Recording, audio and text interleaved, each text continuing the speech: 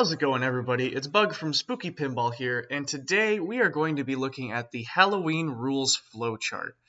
This has definitely been asked for a lot online. I'm really excited to show it with everybody, just to overall go over what is in the game currently, what is yet to come, and talk about how it integrates with the theme, and just the things that I think are kind of cool about the scoring in the game and whatnot. So we're going to jump right in. We got these two main trees here. Now those are the main modes and the jack-o'-lantern mode. So the main modes are Hedge Multiball, Smith's Grove, and House Attack. So when you're looking at the Halloween playfield, you have the main inserts, Hedge Multiball, Smith's Grove, House Attack, and then the completion stages beneath them. So Hedge 1, 2, and 3, Smith's Grove, same with House Attacks, House 1, 2, 3. So those are your main modes, and the jack-o'-lantern modes are indicated by the jack-o'-lantern in the artwork, and his eyes, nose, and mouth all lit up, and that shows you the modes being completed through there. So we're going to talk about the main modes first, and we're going to start over here with Hedge Multiball. So the mode start for Hedge Multiball is to lock a ball behind each hedge. So when you start the game, you launch a ball. Those three green arrows are lit, and as you shoot the ball behind there, Michael Myers pops out from behind the hedge and pops back in. It's a pretty neat little effect. So you lock a ball behind each of those, and then that will start Hedge Multiball. So for Hedge Multiball, you're shooting hedge stand-up targets to reveal corresponding Michaels. Shoot a revealed Michael for a jackpot. Repeat that 3 times. So what that means is you have the 3 hedges. There's a stand-up target in front of each of them. As you shoot them, Michael pops out from behind the hedge, and you essentially play it like whack-a-mole. So when he's out, you're trying to shoot in there. When he's hiding and you shoot in there, nothing will happen. So when he's out, that's your jackpot. You shoot the Michael that is revealed behind the hedge. So let's talk about the completion stages, as I mentioned in the inserts. So you have Hedge 1, 2, and 3, and then Hedge Multiball. So to beat the entire Hedge Multiball mode, you need to beat all of the completion stages to the mode, which sounds a lot harder than it is in theory. So completion stages, Hedge 1, shoot the first Michael. So when you've started the mode, when you've started Hedge Multiball, you reveal that first Michael, and then you shoot him. You can also reveal all 3 at the same time to increase your odds of, like, while you're playing multi-ball, to hit over there and catch one. So you shoot over there, you knock in the first Michael, and that's collecting Hedge 1. Now you do repeat that 2 more times. Hedge 2, Hedge 3 are both shoot the second Michael, shoot the third Michael, and that's just revealing Michael and then shooting him behind the hedge like whack-a-mole. You can also use the left ramp to reveal Michael. It's not just the stand-up targets in front. So you've collected each of the 3 Michaels again in multi-ball this time after revealing them. To get the super jackpot Michael right here, to get that Hedge Multiball insert so that you've completed the entire mode, super jackpot Michael is revealed after you've collected all 3. He comes out in the middle right now. In the future, I'd kind of like it if he came out randomly. And when he's out, you have a set amount of time to get out there and shoot him, and that is how you collect the super jackpot Michael for Hedge Multiball, and that is how you beat the entire mode overall. And yeah. It's a pretty simple concept for the mode. Like I said, it's basically whack-a-mole, but it's really good fun. So why don't we hop over to Smith's Grove? And for Smith's Grove, really simple mode start in this one. It is to hit the Asylum drop and shoot into the scoop. So let me explain that middle playfield real quick. The middle playfield is the Asylum playfield, the Smith's Grove Sanitarium spot playfield. It has the upper left flipper. It's got the fencing around it. So when you're on that playfield, we're going to call that the Asylum playfield. So you can get up to that playfield with the right ramp that most people can't see. It's a quick 180 ramp that goes onto that playfield. It comes out really fast. So you shoot that ramp, and you're on the Asylum playfield. You hit the drop target, you shoot into the scoop, and you're starting the Smith's Grove mode. So the completion stages for that mode, Asylum 1, is to start the mode. Get onto that playfield, knock the drop target down, get into the scoop, and that is how you start the mode. That's Asylum 1, easy enough. So Asylum 2 is to shoot the Asylum targets to help Michael escape. So basically, after the mode starts, the ball kicks back out, the music goes on, there's a cool light show and whatnot. You're going to be collecting the lit shots on that playfield to advance the mode. So shoot the Asylum stand-up targets, the drop target, and then you go back into the scoop. It plays a cool movie clip. Basically, this whole scene is just Michael escaping the Asylum, and It's pretty cool. The Asylum 3 is to shoot the main playfield targets to collect patience. So after you've gone back into that scoop and it kicks out, and you shoot onto the base playfield, it starts Asylum multi-ball. It's just a 2-ball multi-ball, pretty simple. Now, the stand-up targets on the playfield, some of which you were using for hedge earlier too, they all have Smith's Grove's patient decals on them in the collector's edition. I'm not sure if that's on the Bloodsucker or standard, but the collector's edition, which is what we're building most of right now, all of right now, has the patients on it. So you're shooting those targets to collect patients, and I'm hoping in the future we can have more asset-wise to kind of signify that you're doing that. As of right now, it's just jackpots. They're still going to be jackpots, but you'll be collecting patients and putting them back into Smith's Grove Sanitarium. So that's Asylum 3. So you've collected all the patients. Now, how do I beat the overall mode Smith's Grove? So you collect the super jackpot at the Asylum Scoop. So you've collected all the patients. You're still in multi-ball. Have to still be in multi-ball. And then you shoot back onto that Asylum playfield, get into the scoop for super jackpot, and that is how you beat the entire mode from start to finish. All the completion stages, that is how you beat Asylum. So you can notice there's a theme that once you've collected the super jackpot for these main modes, Hedge, Multi-Ball, and Smith's Grove, that is when you've beaten the entire mode. And the same logic actually is going to apply in House Attack, but there's some more things to talk about with House Attack first. So, House Attack. This is the mode everybody wants to get to, because it's on that super cool house upper playfield. The house upper playfield, you can access that through the center ramp. It typically diverts it to the left. After you've qualified it, it opens up. You shoot the same center ramp, and it diverts over into the house upper playfield. There's a lot of houses in Halloween. There's tons. Like Michael goes in and out of so many houses. This playfield is to signify kind of all the houses. Like you're just in a Smith's Grove, or not a Smith's Grove, a Haddonfield house at this point, because multiple modes actually play out on this playfield. But for this one, we're just talking about House Attack. So how do you start it? There's multiple ways to start this one. It's got a lot of different ways. So you can shoot the center ramp 3 times. Now, in older code, it was more times than that. It just felt too repetitive. We've swapped it to 3 now. So you shoot up that center ramp 3 times, and then on the 3rd time that you've shot it, the house opens up, and the next time you shoot up there, you're onto that playfield.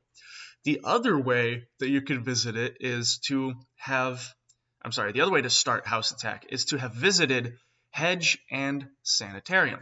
So the Smith's Grove and Hedge modes, if you've visited these, you don't have to beat them. You just have to visit them, so you don't have to get all the way through to the super jackpot. If you just start those 2 modes, the next time you shoot the center ramp, the house will open. So that is another way, like once you've already gotten through those 2, the house is kind of streamlined, you can just get straight to it.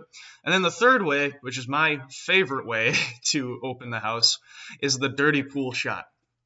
So there's the center 3 drop targets on the playfield for the jack-o'-lantern.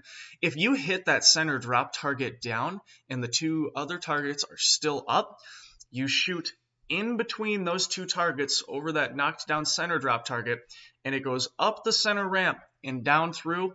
That's the dirty pool shot that automatically opens the house. It's really cool. I love watching people try it, especially when because when you knock down that target, it starts blinking a bunch of lights up the center, showing you that the dirty pool shot is lit. I love watching people try to go for it. It's really, really fun. I think I saw Eric from JP do it at Midwest Gaming Classic, so that was neat. That's my favorite way to open the house, but it's pretty tough. I'd like to also see that dirty pool shot have more benefits than just opening the house in the future. So maybe there's more to come there still. So anyway, we've started House Attack. What is House Attack? So shoot center ramp to enter house. Avoid drop target to keep Lori alive. So in this mode, you'll notice that there are health bars. Lori has a health bar, Laurie Strode, and Michael Myers has a health bar. What you're doing in this house is you want to be ripping those spinners. You want to rip the loop, the infamous butt pretzel combo loop, to deplete Michael's health. There's a drop target on that upper playfield, because we put drop targets everywhere in this game. There's a drop target on that upper playfield in front of the ramp. And if you hit that drop target, that is depleting Lori's health. You don't want to kill Lori. You're trying to keep Lori alive, because in this game, basically any mode without Laurie Strode, you're playing as Michael Myers. You're doing the killing, you're slashing, escaping asylum, like you're playing as Michael Myers pretty much. Any modes with Lori, you're helping Laurie Strode because she's the ultimate final girl, and why wouldn't you want to help Laurie Strode? So in this mode, you're helping to keep Laurie Strode alive, so don't hit that drop target. You will kill Laurie after a certain amount of hits. That number of hits is subject to change based on how easy or hard the mode is, we think. One thing to note, and this is in the hint bubble over here, is that the sanitarium targets, the asylum, Smith's Grove targets, partially restore Laurie's health, and the scoop will fully restore Laurie's health. So when you're on that house playfield and you miss, the ball drains off of it, it doesn't go back to the base playfield, it goes to the asylum playfield. On that asylum playfield, if you start hitting the targets, that will refill Laurie's health. If you've taken health away from her, it will increase her health. And like it says here, if you shoot into the scoop, it will fully restore it. I don't believe that's implemented yet. It's definitely going to be because, I mean, why not? So let's get to the completion stages for this mode. House 1. You're going to combo the spinners to fight Michael, reduce his health to 0. That's what we talked about earlier. You're ripping those spinners, and you're trying to get Michael's health down to 0. Fun thing about that is when you shoot the right spinner, hold your flipper up, and we have a loop called the bug pretzel. I don't know why. It's just called that. You shoot it, and when you hold your flipper up, it generally throws the ball into the next combo for you straight back. So it's a pretty neat shot. They only have to flip once for. So definitely try to get your pretzel combo. I believe there's something in there that makes it actually take more health away from Michael if you do. So definitely want to hit your combo shot. So that's house 1. Pretty simple. House 2. Shoot house drop target to unlock balcony. So after you've depleted Michael's health to 0, you need to knock down that drop target so you can shoot the upper playfield ramp. So you just knock down that drop target. Pretty simple. And that's house 2. House 3 is to shoot the balcony to start multi-ball. So you've depleted Michael's health, you've knocked down that drop target, you shoot across that third upper playfield ramp, which is cool to say. You shoot across that, and that is the end of the house attack closet struggle, because this whole scene is based around Michael Myers trying to break in through the closet. He's trying to get Laurie. When you shoot across there, that is you stabbing Michael with a knife, and he falls over. The music kicks off. The drop-down mech goes. There's a multi-ball. Everything's a jackpot. It's a pretty exciting part of the game. Definitely one of the highlights that everybody wants to try and get to. So you've gotten house 3. You've started house multi-ball.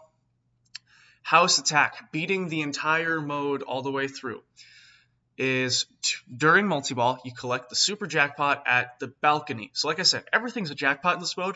The super jackpot is to get back to that uppermost playfield, the house playfield, shoot across that ramp again for super jackpot. And that means that you've beaten the entire house attack mode. So always just try and keep in mind that the super jackpot for Hedge, multi-ball, Smith's Grove, house attack, the main modes, the super jackpot is what shows you that, hey, I've beaten this entire mode. That ties in very importantly to wizard mode later. I think both wizard modes, actually. It ties into both wizard modes later. So the better you do now, the more you blow the game up later. Now, before we get to those wizard modes, which is where this main modes chart leads to, it's going to be really important that we talk about the jack-o'-lantern modes, because these are super important for both the main modes and the wizard modes. Let me just explain it. So, jack-o'-lantern modes. You have the pumpkin on the playfield. His eyes, nose, and mouth light up. There's 6 total inserts with lights. Those signify the jack-o'-lantern modes. So, how do you start a jack-o'-lantern mode? You clear the center 3 drop targets to light jack-o'-lantern modes at the scoop. So when you launch the ball at the start of the game, those center 3 drop targets are up.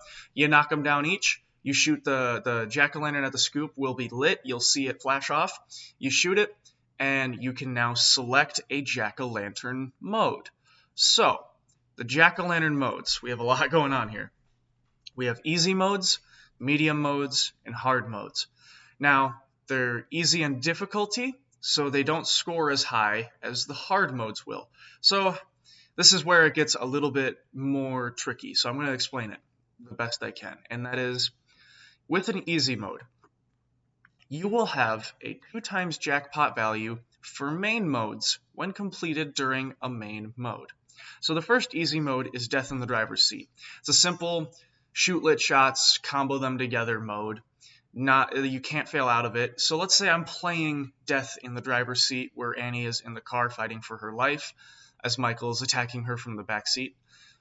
If I play that during a main mode, if I play that during Smith's Grove, and I beat it during Smith's Grove, I get 2 times jackpot value for that main mode when completed during that main mode. So I get all the jackpots in Smith's Grove, which is collecting all those patients, are now worth 2 times as much if I beat an easy mode here in that mode. Now let's say I beat one of these modes before that, I get a plus 20% scoring increase in the next main mode when completed before the main mode. So if I beat Death in the driver's seat before I go and start Smith's Grove, I will get a plus 20% scoring increase to the entire mode. Every shot in the mode, every jackpot, 20% scoring increase is added to it.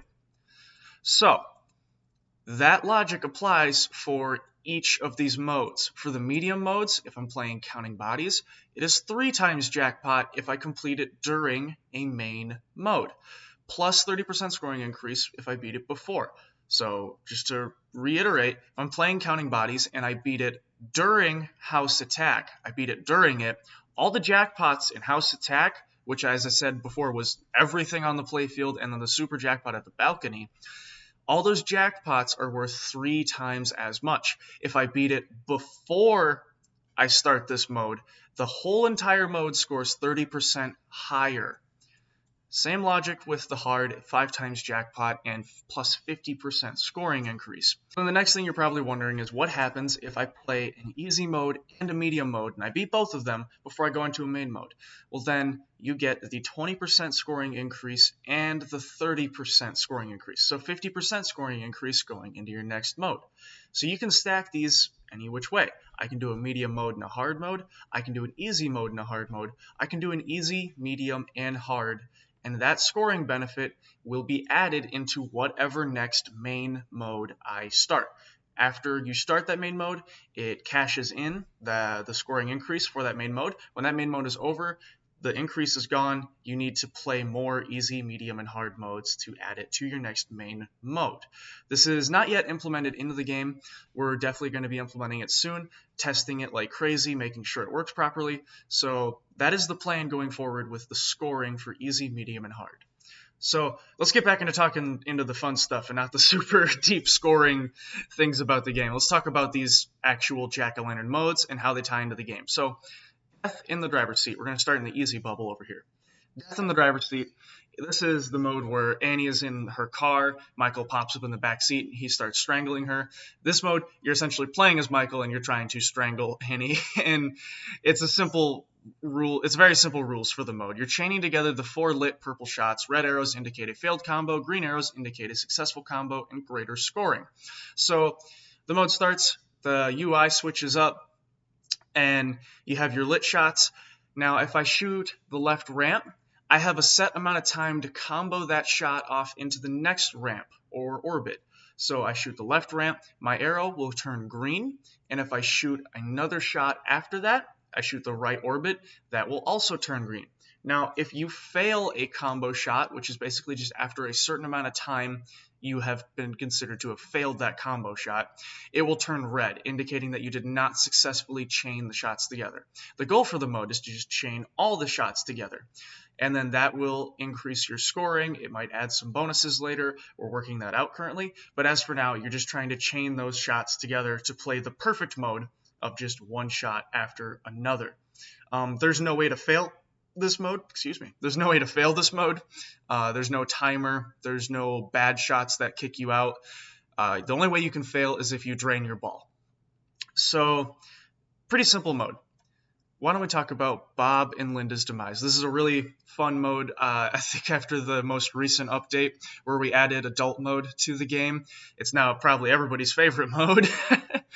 Bob and Linda's demise. Bob interrupts Bob and Linda's special night. So it's the scene where Michael kills Bob in the kitchen and where he gets PJ Souls' character Linda in the bedroom. Very simple rules again. You shoot the purple shots, clear the center drop targets to kill Bob in the kitchen. Simple enough. There's some movie clips there and some animations. And then you're shooting up the center ramp, and this is one of those modes where you actually get to play the house playfield without starting the house attack mode. So you're up on that playfield, and you can play through this mode without doing that main mode. So it's definitely something a lot of people like to go to now, because you can get up to that main playfield a little bit faster. So you shoot the center ramp, and you're on the main playfield. And if you shoot the balcony shot, that ramp on the third upper playfield, you visit Linda. You are Michael Myers, you go to Linda's room, and if you enable adult mode, you get to see anything you like. So go see for yourselves on that one. And then the rest of the mode is basically just complete lit purple shots and ramps to finish the mode. Very simple. Again, no way to fail this mode. There's no timer. There's no negative shots. The only way to fail it is to drain. So it's just a shoot lit shots kind of mode. It's an easy mode, hence why the scoring increases are smaller. So let's get to the medium modes. The medium modes, we already went over the scoring. It's 3 times and plus 30% scoring. So counting bodies. This is the part of the movie where Laurie Strode is finding all of her friends, and I just thought it'd be kind of fun to have a mode where like literally you're collecting shots and it's her walking around and like the bodies falling down and her finding her friends in the bed, and then Michael eventually comes out to get her. It's one of those parts in every slasher movie where the final girl is walking around and they start just finding all of their dead friends. So we wanted a finding all your dead friends mode, called it Counting Bodies. So you're playing as Laurie and you're finding all her friends. So rules here are a group of 3 shots will be lit randomly on the playfield. As you collect the green shots, they turn red. Avoid hitting the targets after they turn red. It shouldn't say targets. Avoid hitting red shots in general. Hitting 5 red targets will fail the mode. Complete 3 groups of green to complete the mode. So you start the mode. There's a group of 3 green shots. Let's say it's stand-up target, ramp, stand-up target. You want to collect all 3 of those green shots. Now, as you collect them, as I collect that center ramp, it now turns red and it becomes a negative shot, and you don't want to hit the negative shot. If you hit 5 negative shots, you will get kicked out of the mode. So after you hit the ramp, you have to have some accuracy and you have to hit the green targets next to it. You don't want to go back up the ramp. Same applies for if you got a target first, but the idea is that you collect all 3 of those green targets.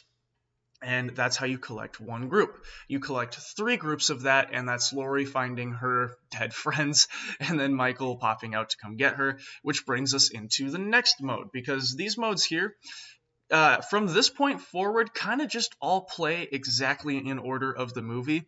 So that's another fun thing, is that if you want to, with these jack-o'-lantern modes, I went in and cut out. With these jack-o'-lantern modes, you can play the movie kind of in order. You can kill Annie, you can kill Bob and Linda, and then you go into Laurie finding all her friends, and then Michael starts to chase her into this mode. And then it literally plays out through the rest of the movie. So you'll see how that plays out in a wizard mode later as well. So escape the kitchen, straight off of Counting Bodies. Michael has found Laurie, and she's trapped in the kitchen. Help her escape before Michael breaks in. So lots more cool movie clips at this part of the game, too, because it's a lot of just really iconic shots of Michael as he pops out and he's coming to get Laurie. So basically, you're in the kitchen, and this is the scene where Laurie's trying to get out. Michael's breaking in. You're helping Laurie break out. So you collect each lit stand-up target before the time runs out. Upon collecting 2 targets, more shots will be lit to increase mode timer and scoring. So Michael's breaking in. You're shooting these targets to try and help Laurie break through the glass to get out of that room. There is a timer, so you have to hit all of these stand-up targets before the timer is depleted. Now, as you're collecting stand-up targets, more shots like your ramps and your orbits will be lit to help increase the timer and also scoring on the next targets. But most importantly, the timer. Once I've collected a couple of these, and if I'm not doing so hot and I'm running out of time, I can shoot that left ramp and I can increase my timer and buy myself more time to hit these other stand-up targets to help Laurie break out of the kitchen and get away from Michael. So the only way you feel that mode is if the timer runs out or if you drain the ball. There's no negative shots per se in this mode. So those are the 2 medium modes. Now we get to the hard modes, which let me in right here is my personal favorite mode in the entire game. It's just very fun to watch people play. It's really fun to explain to people how they're playing it, and it's really fun to play myself. I love this mode. So Let Me In is Lori is trying to get into Tommy's house, but Michael is close behind her. So after you've broken out of the kitchen, this is where she's running outside and she's trying to get into anybody's house. She's just trying to get anybody's help. Nobody's answering. And she gets to Tommy's house, and of course the kids are asleep upstairs. She's banging on the door trying to get them to let her in, and let me in, haha. And Michael is coming from the distance. So the rules for this mode is that the center drop target bank will have 2 red and 1 green target lit. Sounds kind of familiar, doesn't it? So you must only hit the green target to advance. So when the drop target bank comes up, there's 2 red targets and 1 green. You have to hit the solo green drop target. You can't hit it with a red drop target next to it. And if you hit a red target by itself, that actually counts against you. And if you do that too many times, that will kick you out of the mode. So you have to hit the solo green target. Once you've knocked the target down, you shoot the orbits to reset the drop targets. Hitting the red targets 3 times will fail the mode. So if I hit a red target solo by itself with either another red target and not the green, if I just hit the red targets, that counts against me. If I hit the green target by itself, that advances the mode. If I hit a green and red together, it's kind of a stalemate, nothing happens. It's not counted against you, but you don't advance forward with it. So as you shoot the orbits, the green target switches positions, and my favorite to watch is when the green target gets to the middle drop target and people have to hit just the middle drop target between those 2 outside targets. I saw Eric at JJP do it on his first try. It was pretty rad. And it's very, very fun to watch, and it's a really good challenge. And that's why it gets you a lot more scoring increase than the other modes, because these modes are the harder modes. So yeah, Let Me In is definitely my favorite mode in the game. Give that one a try. It's very good fun. So Lori slashes back. You've gotten into the house. You broke. Tommy let you in, but Michael has also made it in. So this is the scene where Lori gets in the house and Michael pops up from behind the couch and you're trying to stab him in the neck. Yeah, the neck with a giant needle. So the rules for this one is to shoot the roaming pink shot before it reaches the solid red arrow. If the roaming shot reaches the red, Michael will get Lori and you will fail the mode. So instead of just a timer over the mode overall, the shots are the timer in this mode, where you have set amount of time where that shot is moving across the playfield. You have to hit it before it gets to the red solid target or a shot, because that's Michael getting to Lori. You don't want Michael to get to Lori. You're trying to help Lori get out of the situation. So you have to hit that roaming pink shot to stop Michael from getting her. There's multiple phases to it. They switch around as you complete it. You don't want it to hit her too many times. We're still playing with this mode's rules a little bit. The concept is going to be the same. Just how quick the shot is and how many times you have to complete it is subject to change currently. But that is Lori Slashes Back. So those are Jack-o'-lantern modes all together. We got through the more boring scoring part of it, and then we got to talk about the fun aspects of it being involved with the movie. The noon whistle is going off in Benton, Wisconsin here, because that's a thing. So one thing to talk about then is after you've beaten one of these jack-o'-lantern modes, you shoot the left or right orbit to reset jack-o'-lantern drop targets. So if you finish the mode, you shoot the orbit, the drop targets come back up so you can knock them down and start another jack-o'-lantern mode. The number of orbits required to reset targets may increase after each mode. Again, that might get changed if it's not fun to do, but as of right now, like if you've beaten 3 modes, I think you should shoot 3 orbits to get your drop targets back up, just to increase difficulty a little bit. But so, wow, that's a lot. We've gotten through the main modes, we've gotten through the jack-o'-lantern modes. So now that we've talked about those, we could talk about how they really tie in together. We have already talked about how the scoring from jack-o'-lantern modes ties in very closely to the main modes, and that's a big reason why you want to always be trying to do your best on these modes to set yourself up later.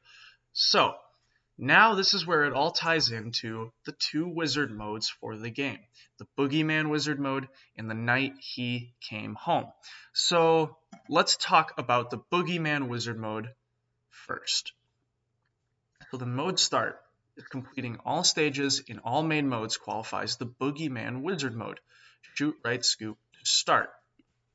So what that means is all these hedge 1, hedge 2, hedge 3, hedge multi-ball. You have to beat the main modes to their fullest completion to get Boogeyman Wizard mode. So you have to collect the super jackpot in House Attack, Smith's Grove, hedge multi-ball to get to the Boogeyman Wizard mode. So that's why I was saying earlier it's very important that you try and get through these modes all the way through. House 1, House 2, House 3. It's going to help you later because it's what gets you to the Boogeyman Wizard mode. So, you've started the Boogeyman Wizard mode. Sequentially lock 6 balls at lit shots. Lock last ball by shooting across balcony to start multi-ball. So when this mode starts, it's essentially the climax of the movie. It's when Michael is strangling Laurie at the stairs and Dr. Loomis shows up and he starts to shoot him off the balcony. So to get that moment of victory of shooting Michael off of the house or off the balcony, whatever you want to say, you have to lock these balls all sequentially. This also sets up a really wicked 7-ball multi-ball. So when you start this mode, you're locking the balls in each spot that can hold the ball in the game, essentially in order. It will make you do it in order. So you start with the bottom hedge, the middle hedge, the top hedge. It can go over to the Jack-o'-lantern scoop. It'll go to the Asylum scoop. It'll go to the Judith Myers Tombstone, potentially. I don't have it memorized the exact order in my head right now, but you essentially lock all those up.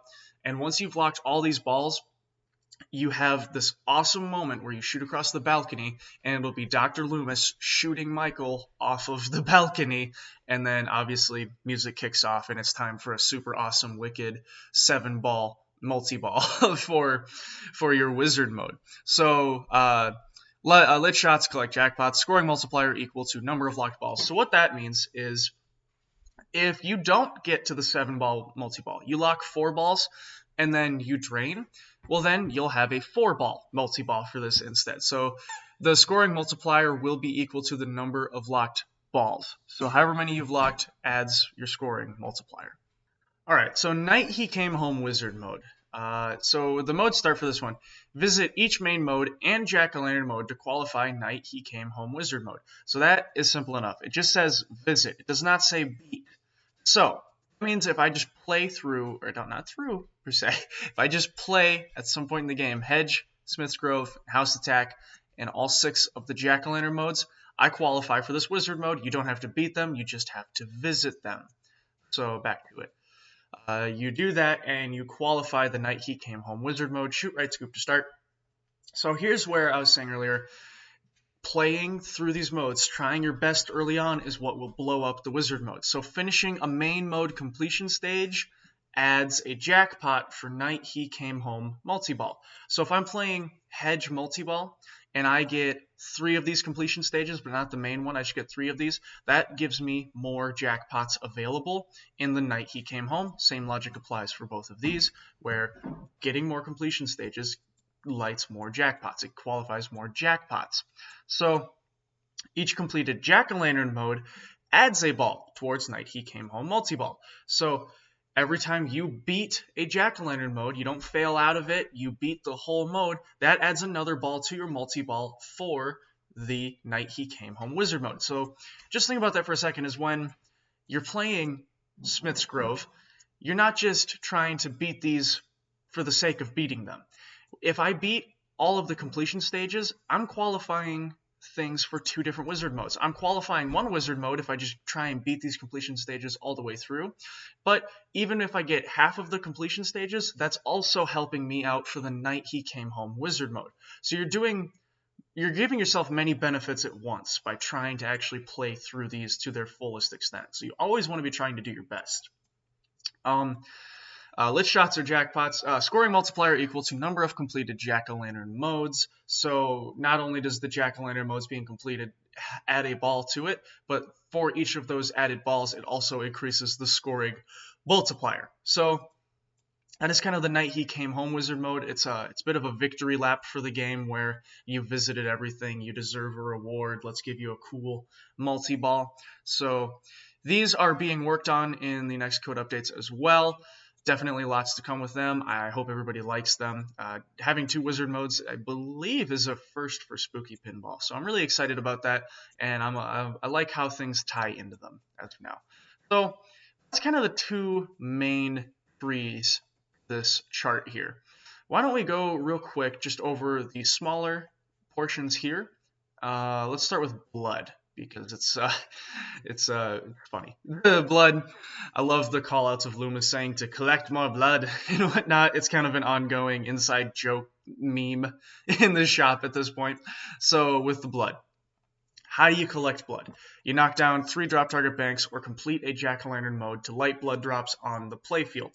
So if you knock down 3 drop target banks, it lights 3 blood drops.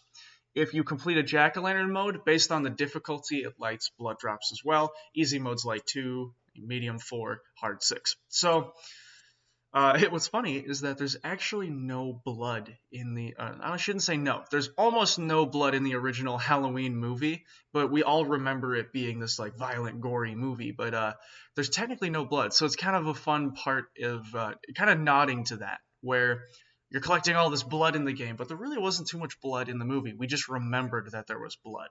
So since we remembered that there was blood, we add blood into the game. So you're collecting blood. Why are you collecting blood, though? Because you can spend it at the blood store. Once you have 3 blood drops, you can open the store at the Jack-o'-lantern Scoop. Now, you can spend your blood drops on rewards, at the Scoop. So you can pay for tilt warnings, you can add a ball save timer, you can get more points. We're going to be implementing the mystery awards. This here is all in the game currently. The store is still just being fleshed out. There's being more added to it. We want to get the mystery awards in there. Right now, there are a lot of these features in here, however. It's just not quite finished to where I would like to see it. So that's the blood, and that's why you want to collect it, because having those extra tilt warnings, having extra ball save, getting your mysteries, like that all helps you a ton in beating your friends or just trying to pursue your wizard mode. So why don't we go up to Jack-o'-lantern multi-ball yet? This is not implemented in the game yet. Basically, the plan for this is we want to give you another reward for playing the Jack-o'-lantern modes. So because you might not always get to wizard mode every game, obviously. So it'd be nice to have a reward for if you beat 3 Jack-o'-lantern modes. You should have a pretty cool multi-ball, and like maybe a 6-7 ball multi-ball is like a quick tear it up, fun reward. So complete 3 Jack-o'-lantern modes to qualify. Shoot Jack-o'-lantern to start multi-ball. And then for the scoring of this mode, it'll be the center drop targets will be jackpots, and the other orbits are also jackpots, and ramps, they also reset the center drop targets, which will be worth more. Like I said, this mode's not implemented yet.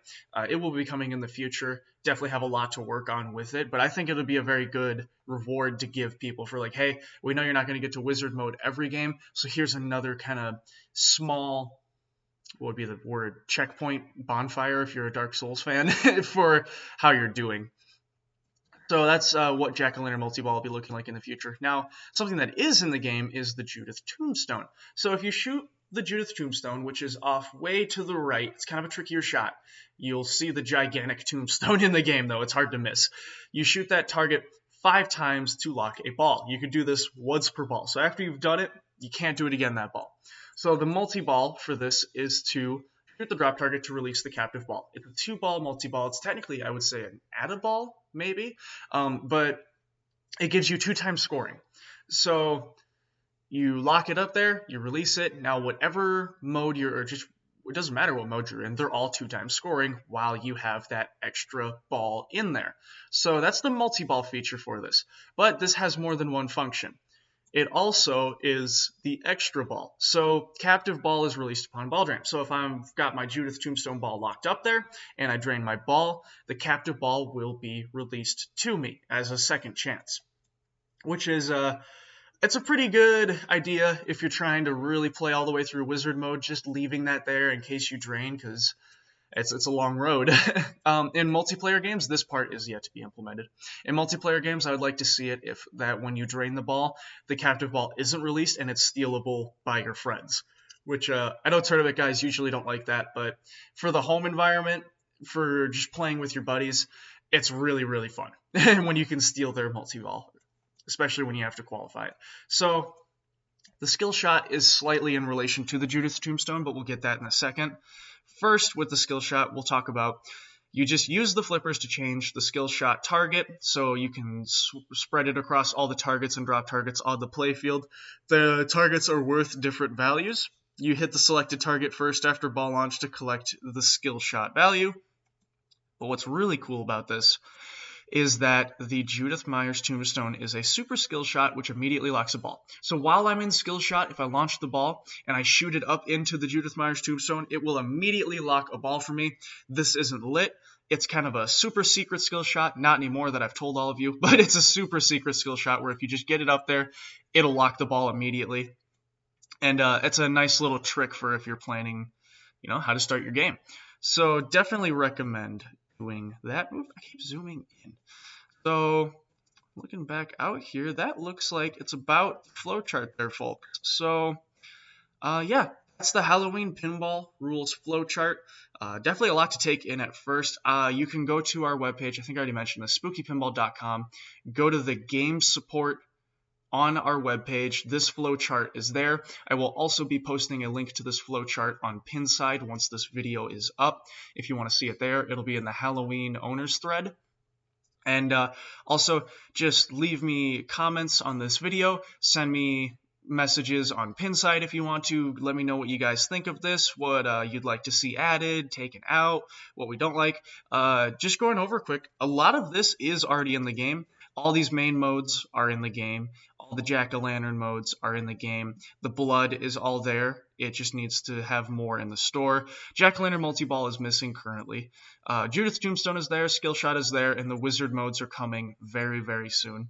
But there should be plenty of you to try and get through all of until then. We'll be working on it very hard and testing it very hard.